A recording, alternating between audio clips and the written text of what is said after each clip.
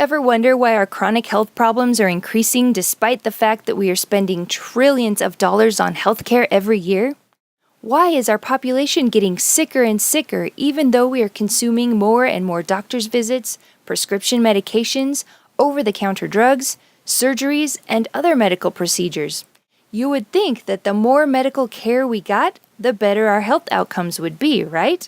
But it's just the opposite. Let's take a look at one of the reasons this is happening. We'll evaluate a typical visit to the doctor's office to illustrate one of the big flaws in our current medical system. Now imagine that you're not feeling well, so you go to the medical practitioner. The practitioner spends a few minutes with you looking for signs and symptoms of disease. Your practitioner will ask you to describe your symptoms, which are the complaints that brought you to the office, like pain, dizziness, or nausea. Then the practitioner will examine you for signs of disease, like high temperature, high blood pressure, or abnormal lab results. Your practitioner has been trained to match signs and symptoms with an underlying disease, and then to match that disease with a medical intervention like pharmaceutical drugs or surgery. Before you leave the office, you'll probably be prescribed some sort of medication to help relieve your symptoms and possibly regulate the underlying disease. But when you take that medication, it may relieve your symptoms and make you feel a little better, or it may cause other symptoms which we call side effects. However, even if it reduces your symptoms and regulates the underlying disease is still there and still progressing.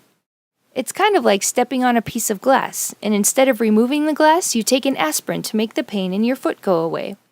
But until you remove the glass, the injury is just going to progress, get infected, and cause other problems. No matter how many aspirin you take, it will never fix the problem in your foot. It's only putting a Band-Aid on the problem. Our current medical system is very limited in the way it can treat chronic illness. Why?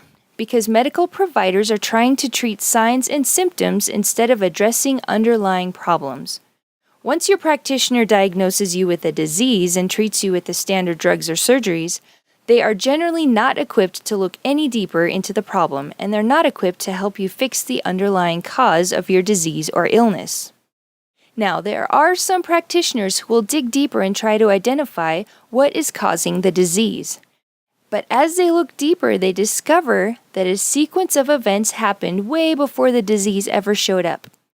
Years before you noticed any symptoms, there were many changes that happened in your cells and organs that went undetected, but they progressively led to the development of a disease.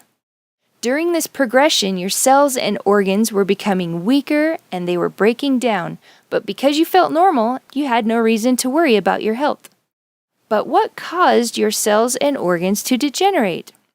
Well, for decades, it has been assumed that your genetic makeup is what starts this process, that your genes cause cellular and organ dysfunction. It was thought that if you had gene X, for instance, you would inevitably develop disease Y. However, more recently, scientists are finding that this picture is too simple.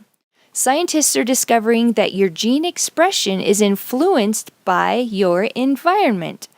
This is called the field of epigenetics.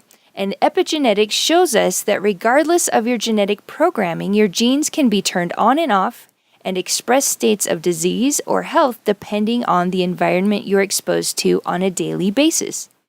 So this new science shows us that if you have gene X, you have the potential of developing disease Y or not, depending on the conditions of your environment.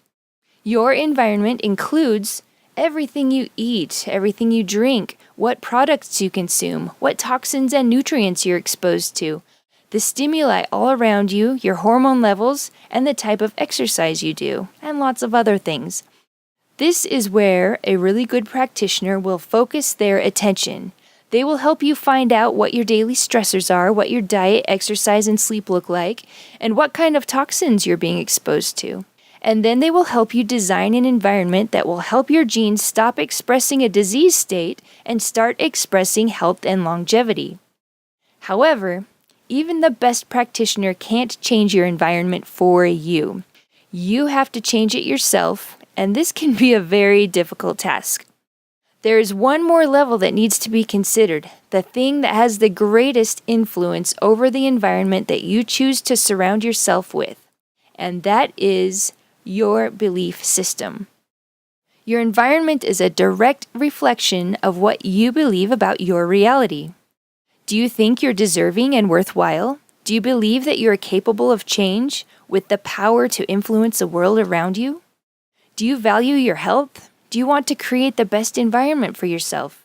And is that one of your top priorities? If you try to change your environment without taking an honest look at your belief system, it may get very frustrating. That's why this is where we want to start with this program, at the level of belief.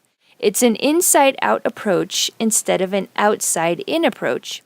If we can teach you to change your beliefs, this will naturally lead you to change your environment. If your environment supports healthy gene expression, your cells and organs will function properly and you'll have no need for medical procedures or drugs, and your chronic illness will just disappear before your eyes. Phew, that was a deep dive into the roots of chronic illness. So what do we do now? First of all, you are in the right place. Participating in this program will help you increase your awareness of your daily habits and then identify and change your beliefs and environmental factors that might be making you sick and unhappy. For instance, when you track your own habits and progress, you begin to empower yourself to make the changes you need to improve your life. Taking a cold, hard look at your own behavior challenges your own notions of what your real beliefs are. If you say, I don't eat sugar, but your daily tracking sheet shows small snacks throughout the week of soda, bread, crackers, chips, fruit juice, energy bars, granola bars, and other simple starches, this should challenge your beliefs. This program will help you connect the dots between your thoughts, your actions, your habits, and how you look, feel, and perform every single day. You'll learn how to make goals and take consistent daily actions that will lead you to your desired health outcomes. So starting today, I invite you to stop looking at yourself from the outside in and start observing your health from the inside out. If you're in this program because you're overweight, have low energy, have a chronic illness, or you just need to change the way you're eating, start by contemplating how your environment is contributing to your symptoms and how your mindset is creating your environment. When you heal the innermost layers, the outer problems will just disappear.